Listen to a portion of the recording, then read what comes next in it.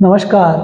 आज हम पढ़ने जा रहे हैं संज्ञा, और संज्ञा में हमारा टॉपिक है भाववाचक संज्ञा। तो जो शब्द या जो पदार्थ किसी शब्द के जो पदार्थ किसी शब्द के जो पदार्थ किसी शब्द के गुण, दशा, व्यापार आदि का बोध कराते हैं। जो शब्द किसी पदार्थ के गुण, दशा, व्यापार आदि का बोध कराते हैं उन्हें भाववाचक संज्ञा कहा जाता है, या उन्हें भाववाचक संज्ञा शब्द कहते हैं। ठीक है। तो जो शब्द किसी पदार्थ के गुण, व्यापार, भाव या दशा आदि का बोध कराते हैं उन्हें भाववाचक संज्ञा कहते हैं। ठीक है। तो जो शब्द किसी पदार्थ के शुरू करते हैं, तीसरे नंबर पर आएगी, तो इसको ले लेंगे नंबर 3, क्योंकि तीसरे नंबर पर आएगी नंबर 3। और आज हमारी संज्ञा कौन सी है? भाववाचक संज्ञा।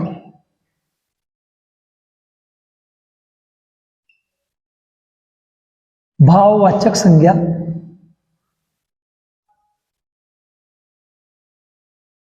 भाववाचक संज्ञा जो शब्द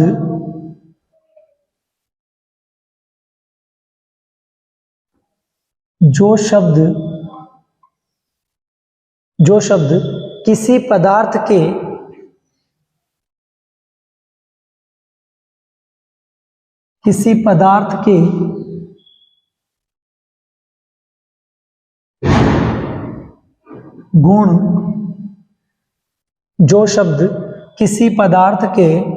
गुण,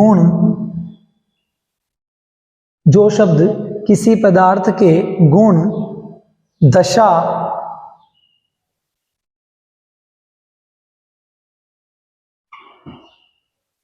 व्यापार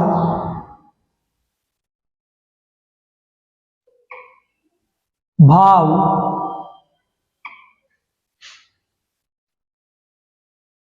आदि का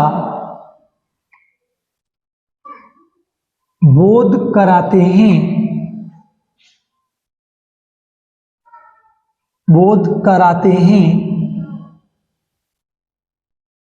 उन्हें भाववाचक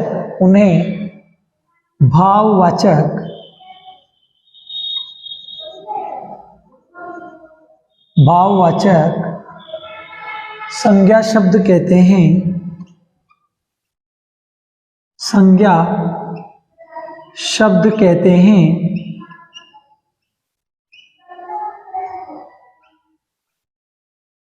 उन्हें भाववाचक संज्ञा शब्द कहते हैं। जैसे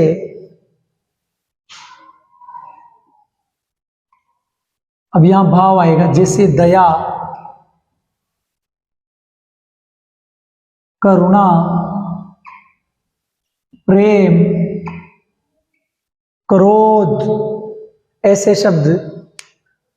तो यहां हमने परिभाषा पढ़ी कि जो शब्द किसी पदार्थ के गुण, दशा, व्यापार, भाव आदि का बोध कराते हैं उन्हें भाववाचक संज्ञा शब्द कहते हैं। जैसे दया, करुणा, प्रेम, सुख, दुख, रोगी, अमीर, गरीब। क्यों? क्योंकि दशा भी आ रही है। और मनोभावों की बात करें तो मनोभाव तो काफी है, उनकी तो कोई दिक्कत ही नहीं है। अब अगला लेते हैं कुछ अन्य भाववाचक संज्ञा शब्द।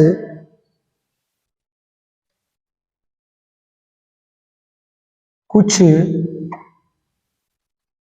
अन्य भाववाचक संज्ञा शब्द निम्नलिखित हैं।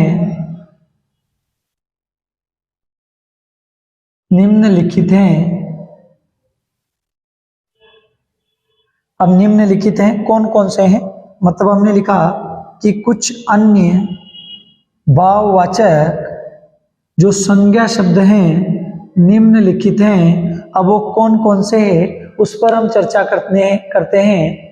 उनमें सबसे पहले आएगा, हमने उसमें लिखा था गुण, क्या लिखा था, गुण।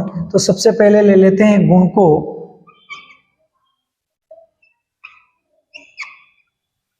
भाई सबसे पहले हमने गुण लिया तो गुण को ले लेते हैं। अब गुण में कौन कौन सा आता है, जैसे पशुता, मनुष्यता, देवत्व, दुष्टता, मूर्खता, कर्मठता। तो यहां ले लेंगे पशुता, देवत्व, गुण ले रहे हैं ना अपन, तो देवत्व,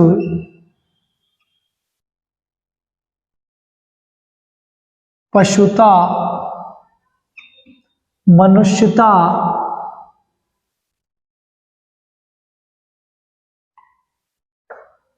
मनुष्यता, मूर्खता, कर्मठता, वीरता,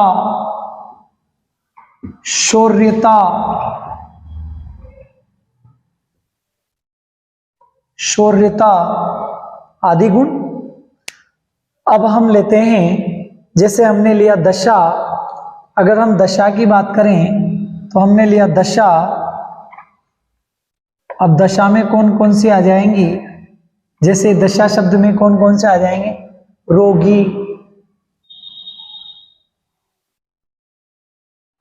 स्वस्थ, स्वस्थ, रोगी, स्वस्थ,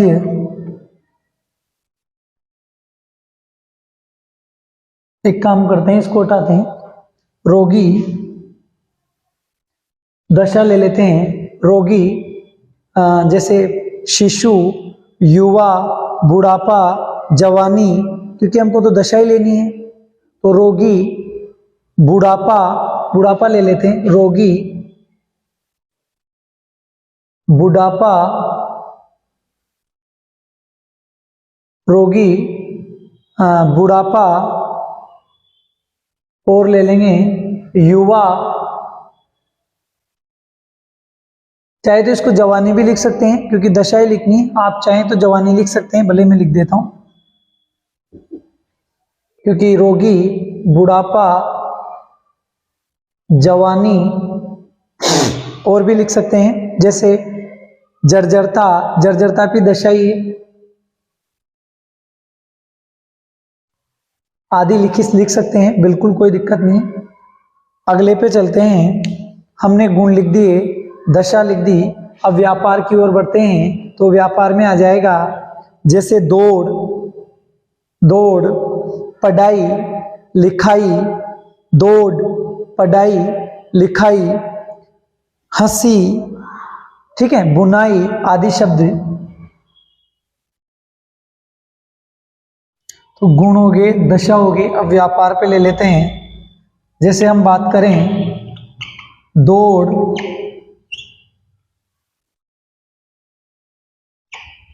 पढ़ाई, लिखाई, हंसी, बुनाई, खिलाई, पिलाई। अब आगे बात करते हैं, एक और बचता है शायद मनोभाव, भाव मतलब मनोभाव में कौन कौन से आते हैं, प्रेम, क्रोध, दया, इसको भी ले लेते हैं। तो मनोभाव भी डाल देते हैं, अगला टॉपिक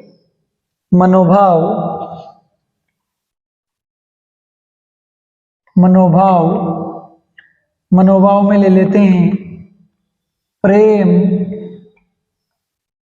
दया,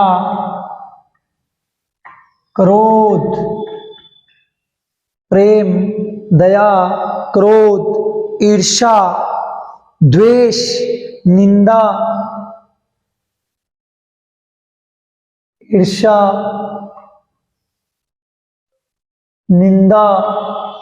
आलस्य, आलस्य। और कौन से ले सकते हैं, जैसे हम ले सकते हैं घृणा, तिरस्कार, घृणा, तिरस्कार, घृणा, तिरस्कार आदि शब्दों को इस प्रकार जितने भी मनोभाव हैं, प्रेम, क्रोध, दया, हास्य, और हास्य भी लिख सकते हैं बिल्कुल, ईर्ष्या, निंदा, छल, कपट, ये सारी चीजें मनोभाव में आती है। तो ये मनोभाव जो हैं वो किस में आ जाएंगे, भाववाचक संज्ञा में। सबसे पहले हमने पढ़ी संज्ञा, और संज्ञा में हम पढ़ रहे हैं भाववाचक संज्ञा। तो जो शब्द किसी पदार्थ के गुण, सबसे पहले आएंगे गुण और दशा और व्यापार और भाव आदि का बोध कराते हैं, उन्हें क्या कहते हैं, भाववाचक संज्ञा। उन्हें क्या कहते हैं, भाववाचक संज्ञा। उन्हें भाववाचक संज्ञा शब्द कहते हैं। जैसे हम बात करें तो दया, हम बात करें तो करुणा, हम बात करें तो प्रेम, ठीक है। फिर हम बात करते हैं कुछ अन्य भाववाचक संज्ञा शब्द निम्नलिखित हैं। जैसे गुण की बात करें तो देवत्व, पशुता, मनुष्यता, मूर्खता, कर्मठता, वीरता, शौर्यता। दशा की यदि हम बात करें तो दशा में जैसे रोगी, योगी भी आ सकता है, बिल्कुल योगी लिख सकते हैं, रोगी, योगी, भोगी। तो रोगी, योगी, भोगी, बुढ़ापा, जवानी, शिशुता, जर्जरता, नवीनता, ये दशाएं हैं। व्यापार, व्यापार में जैसे दौड़, दौड़ क्रिया ले रहे, दौड़, दौड़ आ गई। और पढ़ाई, लिखाई, हंसी, बुनाई, ये आ जाएंगे। मनोभावों की बात करें तो मनोभावों में प्रेम और दया और क्रोध, फिर ईर्ष्या, निंदा, आलस्य, घृणा, तिरस्कार आदि जो मनोभाव हैं वो भाववाचक संज्ञा के अंतर्गत आते हैं। हमने इस कक्षा में भाववाचक संज्ञा को पढ़ा, और देखिए मैं यही चाहता हूं कि कम समय में हम पूरी चीज़ों को समझ सके। क्यों? क्योंकि अगर हम समय ज़्यादा यूज करेंगे